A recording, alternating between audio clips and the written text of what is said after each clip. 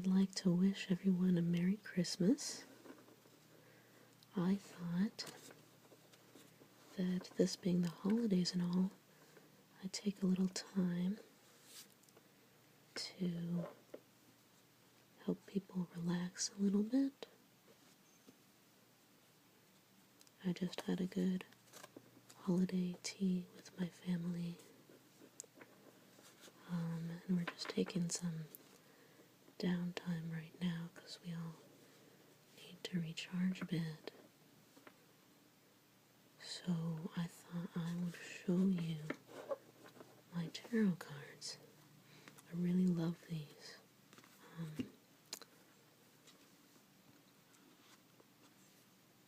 They're absolutely gorgeous. They are, they use Welsh mythology. I wanted to say they're Welsh in origin, but I don't believe that Anna-Marie Ferguson is Welsh. I think she just studied quite a bit. I believe she's American. Here's her book. It's called the Llewellyn, or Llewellyn? Unfortunately, I don't speak Welsh, so I can't pronounce that first L right there. It has kind of a harsh S sound, like Llewellyn, but I can't say it. Anyways, it's not a L sound. That's all you Americans need to know, and I'll try and learn to say it eventually, but this is made by Anna-Marie Ferguson, and I think she did a really good job. She took the traditional Rider-Waite-Smith tarot, and she added Welsh mythology to it. You can see that. I guess I can't turn it towards you without the glare, sorry. You can see that the red dragon and all of these. And the cards are, you know, the traditional sun and moon and chariot and strength and all that. But they also have secondary titles based upon a lot of Arthurian legends and other legends, so you can add that meaning to it, which is really nice. I have enough of a hard time working on the traditional meanings that I haven't yet added those Welsh meanings, but I think that she's done a really great job. So I just wanted to show everybody that, in case you like the Arthurian legends. This is some really great work. I wanted to do a small spread. I really like the Celtic cross, but I don't think I have enough room for it. I'm not even sure if I have enough room for this spread I'm about to do. But let's give it a shot. I thought that with the holidays and everything, that people are maybe a bit stressed out. It seems like, you know, you've got all these expectations about what it's supposed to be like, and you have to live up to everything that others expect of you. So it can be stressful. It can be kind of a letdown. So I wanted to do a little reading about the holidays and the new year, just to kind of get us all in a good place together. So let me go ahead and set this out. This is called Sue's Spread, and it has 5 cards. I don't know that they're all going to fit here. It's a sun spread. Put the cards all around. There's one more down here. I don't think they're all going to fit. I'll have to go over them one by one, I suppose. Okay.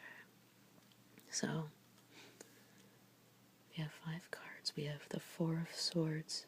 It's the first one I picked. And that's the hidden aspects of the situation. And then the next card is the Hermit, and that represents the situation that's manifesting. The third card, this is issues that cannot be ignored, and that's here. I'll show you, that's the Seven of Wands.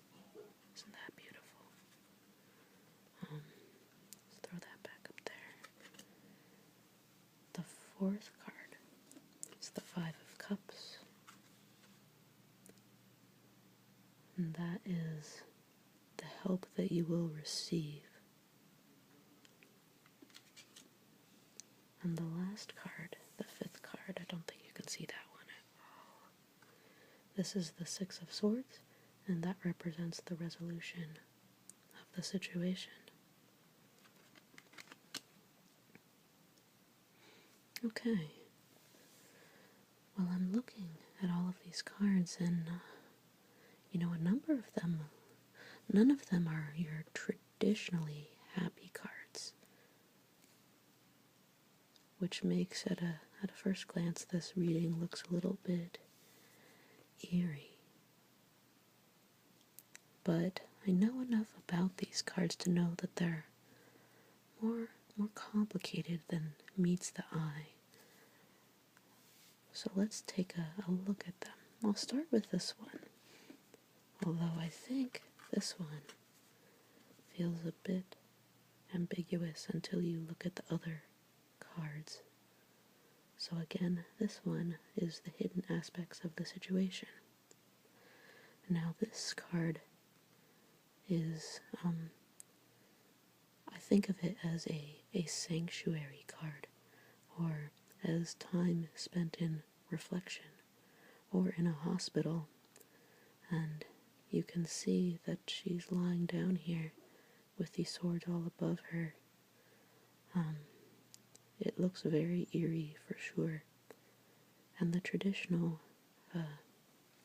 look at this card refers to the story where, before their first battle, the knights would build a sarcophagus or get one commissioned, and they would lay there inside of it and reflect upon the battle they were about to go to. And if they came back alive from that battle, they would lay in this sarcophagus each time they had a new mission, in order to reflect upon their duties, what it meant to them, to get ready. So to me, this card is good in some ways because you have the time to reflect and decide, but it's also right before you're about to go somewhere that may be difficult, or right after you've come back from something difficult in between missions, shall we say. So that's aspects of the situation that were hidden to us before, as perhaps we're in between missions, which to me, since it's Christmas and we're about to head into the new year, I suppose that we are in between missions to a certain extent, and what you do with this time depends on you. Let's move on to the second card. It's the Hermit. Now this card oftentimes looks pretty scary, looks pretty intimidating, but I've become a fan of the Hermit. This is the situation that is manifesting right now. The Hermit lives alone. The Hermit seems rather intimidating, but the Hermit doesn't dislike people. The Hermit is searching for truth. So like the other card, the Hermit is taking time to himself, and the Hermit is often sought out for advice by others, the other people. Realize eventually that the Hermit has wisdom that they themselves do not have, so even though he by choice is alone, eventually rumor travels through the towns and people seek him out. So that is the good thing about the hermit, is that being alone isn't bad. However, there are aspects of the card where if the hermit is not alone by choice, then it can become have a bitter and lonely type of meaning. So the ideal is to be able to take this time between missions to discover the wisdom that the hermit discovers, and to always know that you're alone by choice, and that people will seek out the things that you've come up with through your time on your own. You have to do it in order to reach that higher knowledge, but that once that is done, it is your choice to remain there or to go elsewhere.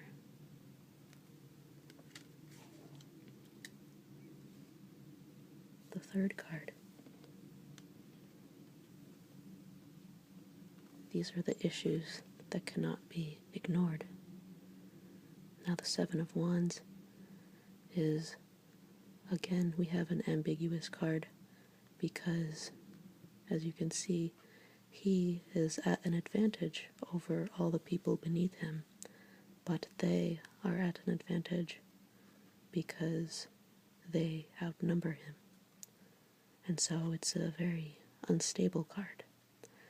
And the point of this card is that you must take action soon, that you have advantages to your situation, but as you can see, he's on unstable footing even though it is higher than the rest of them. And so he has to make a decision soon. He can't just waver because the advantage he has now is not going to be there forever. And I like this reading together with the other two we just talked about, because that shows that if you don't make a decision out of fear, that these cards, the good things about these cards, the respite and the wisdom learned through solitude, may turn into something worse. You don't get what you need out of that situation if you delay. So that's a really clean reading right there. Doesn't always happen that you get a clean reading like that, so that's pretty exciting. The fourth card over here, Five of Cups. This represents the help that you will receive. Now that's really interesting to me because the Five of Cups, this is a card about disappointment. And it's generally a pretty sad card. And so that makes you think, oh, am I not receiving any help? But what I love about this card is that you can see his cups in front of him are spilled, but that he hasn't necessarily noticed or is choosing to ignore the cups behind him. So when we're talking about the help that you will receive, I think it's important to note that he's facing the wrong direction. It's showing that something bad has happened in front of him, but in order to receive help, he has to turn away from the bad things, and once he turns away, then he will get some help. And these two cards, I think, go really well together, because you can see this person is in a precarious situation and they need to act as soon as possible to use the good things. This person doesn't see the good things that they have because they're facing the wrong direction. So it seems very critical to turn the right direction and to use the good things that they have as soon as possible in order to get the best possible outcome. And I think that really resonates with me during the holidays, when you have all these expectations about what life is supposed to be like, and then in reality, plans fall through, people get ill, sometimes people let you down,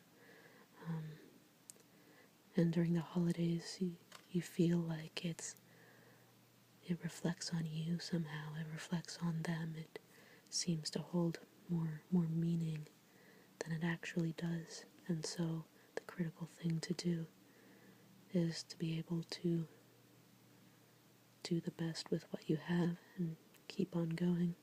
And it's trite, but it's a message I think we need to hear, especially now, because the holidays, everything feels more important, more symbolic, but it's just a time like any other time. And I think that's something we all need to hear. Let's look at the last one. This is the resolution of the situation, and this is the Six of Swords. And the resolution of this situation is somewhat, mostly positive, but still left ambiguous, as often tarot cards do for you. The Six of Swords represents a journey. It represents usually a journey to something better. So it's generally a happy card, but it's full of uncertainty. So it seems that by taking action quickly and turning quickly from the bad things towards whatever you have left that are the good things, those actions will take you on a journey of betterment. And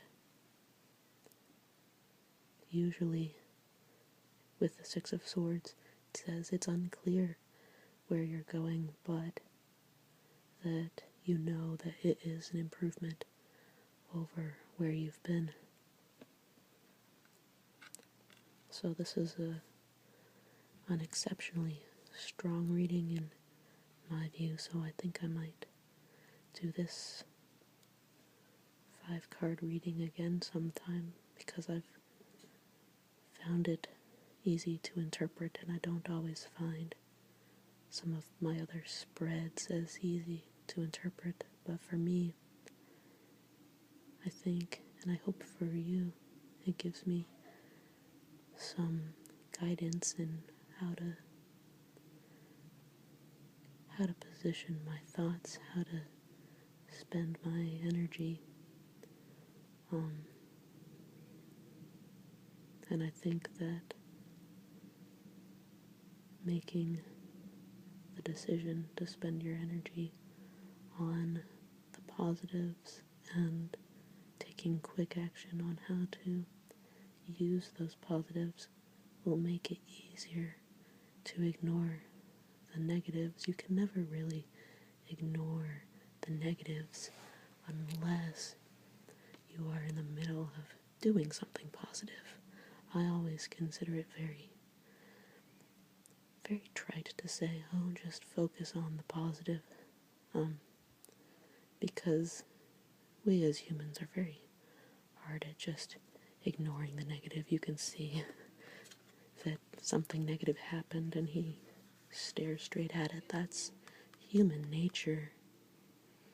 But you can tell yourself, instead of saying, I will ignore this, you can tell yourself, turn around and look at this. And I think that's the critical point to make here, is not to say, do not do this, but instead to say, do turn around, do look at these things over here and do take action. Do take action, immediate action on these things over here, and that will give you the happiest possible outcome. With that being said,